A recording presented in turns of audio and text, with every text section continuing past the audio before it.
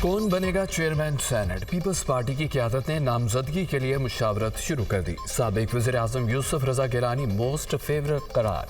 Peoples party की governor Punjab के नाम पर भी मुशावरत। मखदूम अहमद महमूद, कमरुज़्ज़मान कायरा और नदीम अफजल चंद के नाम ज़ेर गौर। आसिफ जरदारी और बिलावल भुट्टो की ज़ेर सदारत पीपल्स पार्टी का इजलास। बलोचिस्तान में हुकूमत साजी से मुतालिक मुशावरत मुकम्मल। क़यादत की पार्लिमानी पार्टी के अरकान से अलग अलग मुलाकातें। पार्लिमानी पार्टी से वज़ारत आला के लिए 3 नामों पर तजावीज़ मांग ली। सरफराज भुट्टी, सनाउल्लाह ज़ाहरी और सादिक इमरानी दौड़ में शामिल। वज़ीर आला बलोचिस्तान का बाकायदा ऐलान, आइंदा 1-2 रोज़ में होने का इम्कान।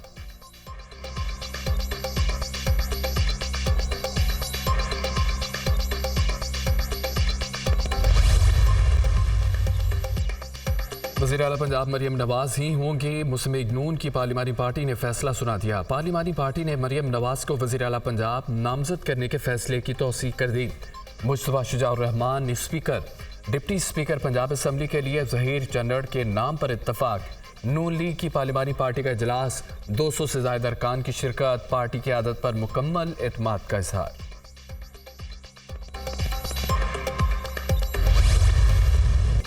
शहबाज शरीफ वज़ीर आज़म, आसिफ अली जरदारी सदर होंगे। मुस्लिम लीग नून और Peoples Party power sharing formula तय।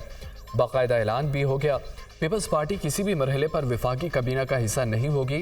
गवर्नर पंजाब जियाला, गवर्नर सिंध और बलोचिस्तान नून लीग के नामजद करदा होंगे।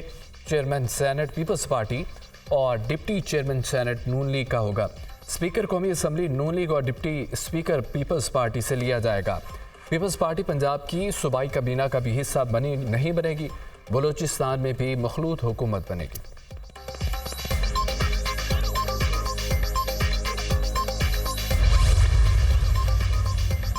अमरीका का एक बार फिर इंतखाबी बेज़ाब्तियों की शफाफ तहकीकात पर जोर। तर्जमान अमरीकी महकमा खारजा मैथ्यू मिलर कहते हैं कि सियासी इत्तेहाद किसी भी मुल्क का अपना फैसला होता है।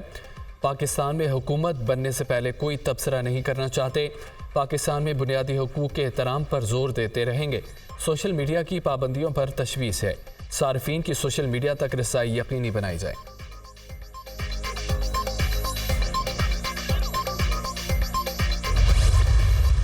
पाँच साल में मेरी कोशिश होगी इससे ज़्यादा हो, लेकिन 5 IT सिटीज़ बनाकर जाएंगे।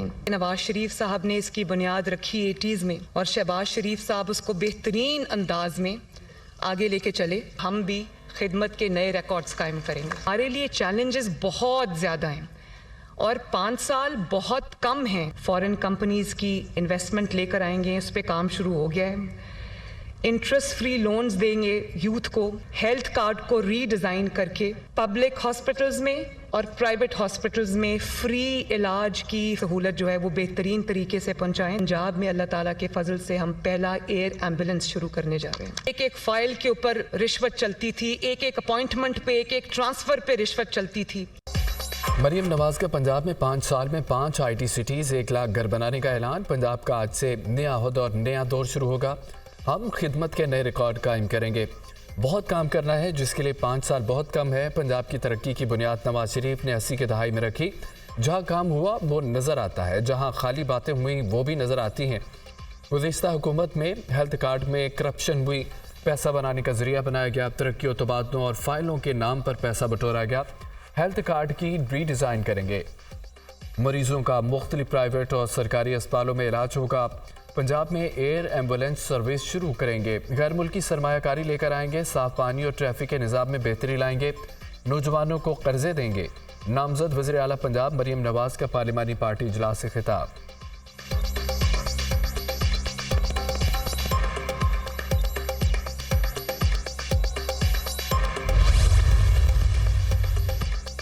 पंजाब के बाद सिंध में भी खवातीन वज़ीर आला लाने की तैयारियां।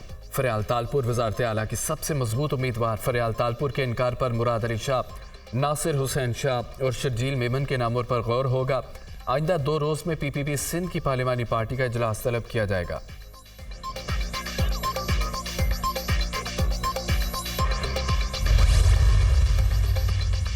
हुकूमत साजी के लिए सियासी जमातों में मेल मुलाकातें। MQM पाकिस्तान और मुस्लिम लीग नून के वफ्द की अहम बैठक।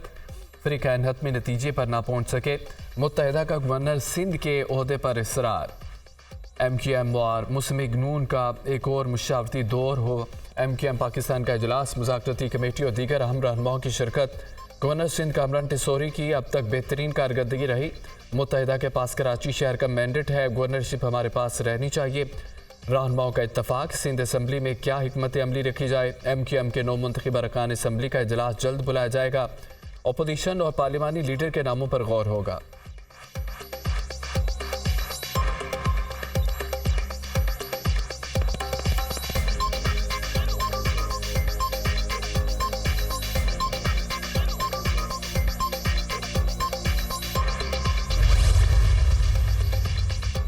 बलूचिस्तान की वजारत आला पीपल्स पार्टी को क्यों दी, लीगी अरकान खफा। बलूचिस्तान से 9 मुंतखब अरकान की सरदार सादिक से मुलाकात।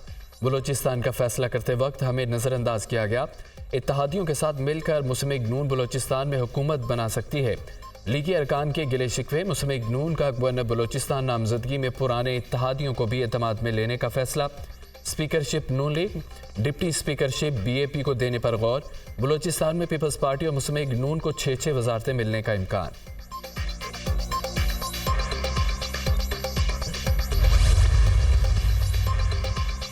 तेरह सियासी जमातें कौमी असम्बली में खवातीन की मखसूस नशिस्तों की दौड़ से बाहर हो गई। मुकर्रर वक्त में PTI और सुन्नी इत्तेहाद कौंसिल की जानिब से किसी खातून या अक़लियती उम्मीदवार ने गोशवारे जमा नहीं कराए।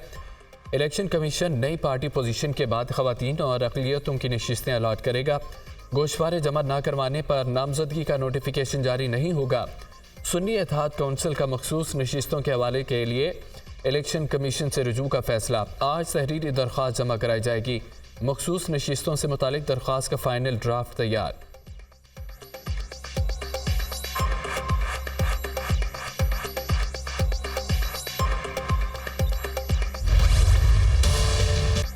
जज के खिलाफ एक बार कार्रवाई शुरू हो जाए तो इस्तीफे से ख़त्म नहीं होगी। मुस्ताफी जज के खिलाफ कार्रवाई जारी रखना जुडिशल काउंसिल का इख्तियार होगा।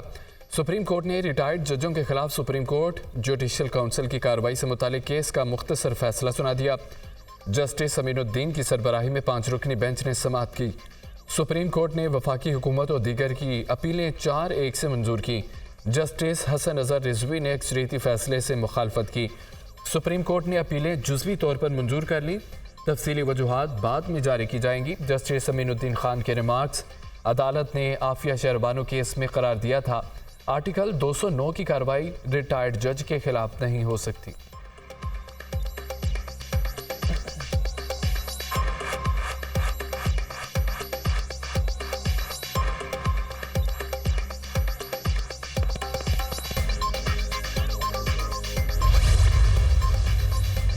साबिक कमिश्नर लियाकत चट्टा के धांधली इल्जामात, इलेक्शन कमीशन इंक्वायरी कमेटी ने टास्क मुकम्मल कर लिया।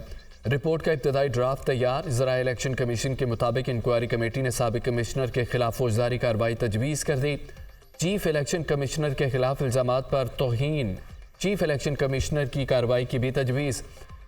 इंक्वायरी कमेटी ने DROs और रिटर्निंग अफसरान के बयानात को रिपोर्ट का हिस्सा बनाया।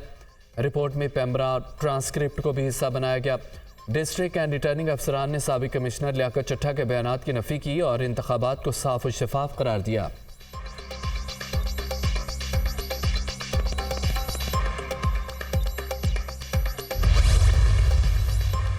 इलेक्शन कमीशन और सरकारी अफसरान के खिलाफ सोशल मीडिया मुहिम, वफाकी हुकूमत ने 5 रुकनी JIT तश्कील दे दी। एडिशनल डायरेक्टर जनरल FIA सरबराही करेंगे। IB, ISI, PTA और नादरा के नुमाइंदे शामिल। JIT का आम इंतखाबात से मुतालिक सोशल मीडिया मुहिम की तहकीकात करेगी। कमेटी सोशल मीडिया मुहिम में शरीक अनासर की निशानदही करेगी। कमेटी मुस्तकबिल में ऐसी मुहिम से बचने के लिए तजवीज़ भी देगी। JIT के TORs भी जारी।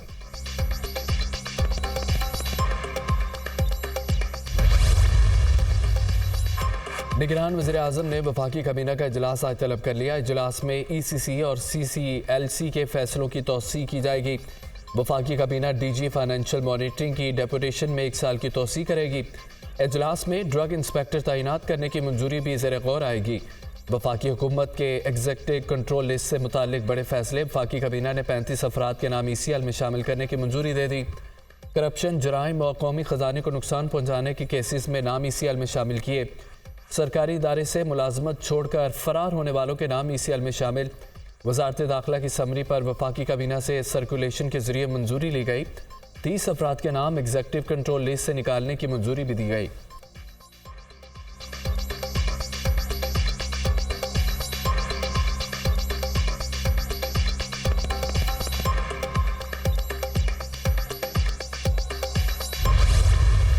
मैं नहीं समझता हूं कि एक कंपनी कितने देर चलती है, लेकिन ये चलने वाली कंपनी नहीं है। हमारी जदोजहद उन सब लोगों के खिलाफ है जिन्होंने अवामी हुकूक पर डाका डाला है। इसलिए मैं कहता हूं कि इस जाली इलेक्शन और जाली नतीजे के नतीजे में जो जाली हुकूमत बनती है वो चलती नहीं है। जमात इस्लामी ने भी इंतखाबात में मुबैना धांधली की तहकीकात के लिए कमीशन बनाने का मुतालबा कर दिया। इस मुल्क में फैसले पहले होते हैं, इलेक्शन बाद में। बंदर बांट पहले होती है, इलेक्शन के नाम पर ड्रामा बाद में होता है। इससे बड़ा मजाक हमारी कौम के साथ क्या होगा। तमाम आलमी इदारों ने इलेक्शन को ड्रामा करार दिया, तहकीकात का मुतालबा किया है। चीफ इलेक्शन कमिश्नर ने शफाफ इलेक्शन के इनेकाद का हल्फ उठाया। आम इंतखाबात में कौम के मैंडेट को की तौहीन की गई। कराची में हमसे 6 हल्के छीने गए। अमीर जमात इस्लामी सिराजुल हक की न्यूज़ कॉन्फ्रेंस।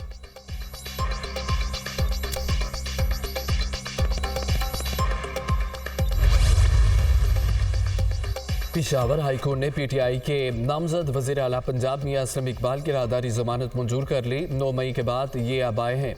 क्या उनको गिरफ्तार किया गया था? जस्टिस वक़ार अहमद का इस्तफसार, ये रूपोश हो गए थे, अब सामने आए हैं। एडिशनल एडवोकेट जनरल का जवाब। मियां असलम इकबाल के मुकदमात की तफसीलात से मुतालिक दरख्वास्त पर समाअत। खैबर पख्तूनख्वा की हद तक हम तफसीलात का कह सकते हैं, पंजाब के केसेस का हम कैसे कह सकते हैं? पेशावर हाई कोर्ट के जस्टिस इश्तियाक इब्राहिम के रिमार्क्स। क्या उनके खिलाफ खैबर पख्तूनख्वा में केसेस दर्ज हैं? जस्टिस अतीक शाह का इस्तफसार। खैबर पख्तूनख्वा में केस नहीं है, वकील दरख्वास्त गुजार 2 हफ्ते में लाहौर हाई कोर्ट में पेश हों, उस वक्त तक गिरफ्तार न किया जाए। अदालत के रिमार्क्स। उम्मीद है असम इकबाल बुज़दार नहीं बनेंगे। बदकिस्मती से इस जैसा काबिल इंसान भी बुज़दार की काबीना में बैठा रहा। जस्टिस अतीक शाह के रिमार्क्स।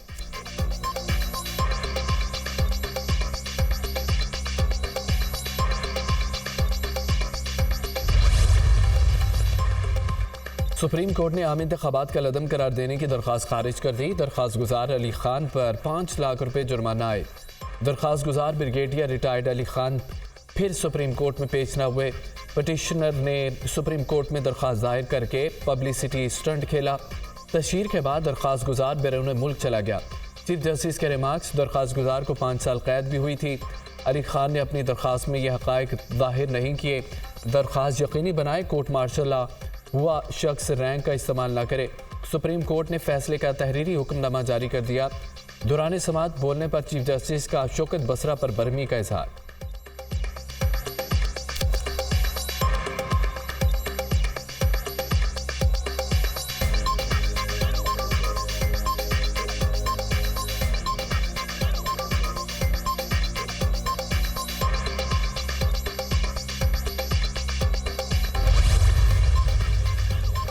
N128 में इंतखाबी नताइज में तब्दीली के खिलाफ दरख्वास्त। इलेक्शन कमीशन ने सलमान अकरम राजा की दरख्वास्त पर फैसला महफूज कर लिया।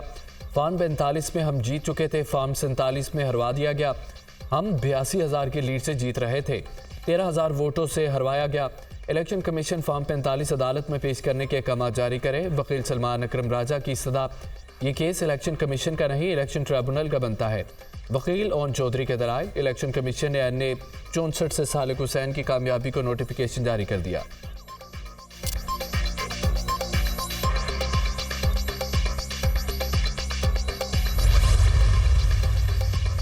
इस्लामाबाद हाई कोर्ट ने डिप्टी कमिश्नर इस्लामाबाद और पुलिस अफसरान के खिलाफ तौहीन अदालत केस का फैसला महफूज कर लिया। 1 मार्च को सुनाया जाएगा। आपने 69 MPO ऑर्डर जारी किए। क्या इन शहरियों के माँ बाप नहीं थे? मिस्टर मेमन, क्या आपको अदालत का ऑर्डर मालूम नहीं था? जस्टिस बाबर सत्तार का DC से मुकालमा। मैं अदालती हुक्म अदोली का सोच भी नहीं सकता। डिप्टी कमिश्नर इरफान नवाज मेमन का जवाब।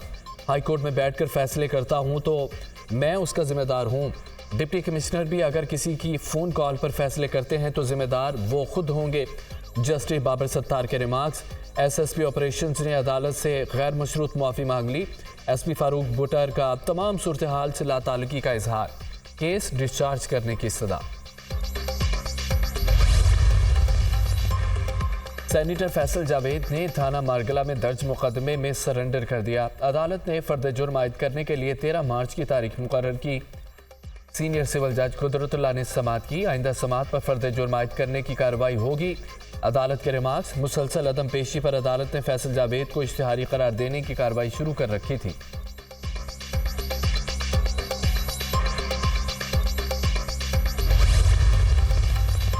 गुमशुदा बलोच तलबा की बाजियाबी का केस। इस्लामाबाद हाईकोर्ट ने 3 हसास इदारों के डीजीज पर मुश्तमिल कमेटी कायम कर दी। डीजी ISI, DG MI और DG इंटेलिजेंस ब्यूरो पर कमेटी मुश्तमिल होगी। अटॉर्नी जनरल मंसूर अमान भी कमेटी की मुआवनत करेंगे। DG इंटेलिजेंस ब्यूरो कमेटी के चेयरमैन होंगे। कमेटी गुमशुदा अफराद से मुतालिक रिपोर्ट अदालत में पेश करेगी। कमेटी लापता बलोच तलबा और नए लापता होने वालों के हवाले से रिपोर्ट आइंदा समाअत से पहले पेश करेगी। अदालत ने वज़ीर आज़म और वज़ीर दिफा के वज़रा के उस सेक्रेटरीज को भी अगली समाअत पर तलब कर लिया। जस्टिस मोहसिन अख्तर कियानी ने गुज़िश्ता समाअत का तहरीरी हुक्मनामा जारी कर दिया। केस की आइंदा समाअत 28 फरवरी को होगी।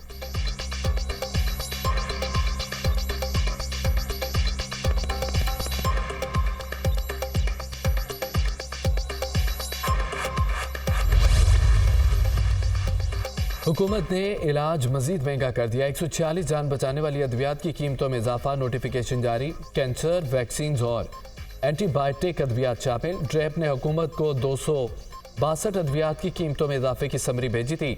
लिस्ट में शामिल दीगर 116 अद्वियात की कीमतें फार्मास्यूटिकल कंपनियां खुद बढ़ाएंगी।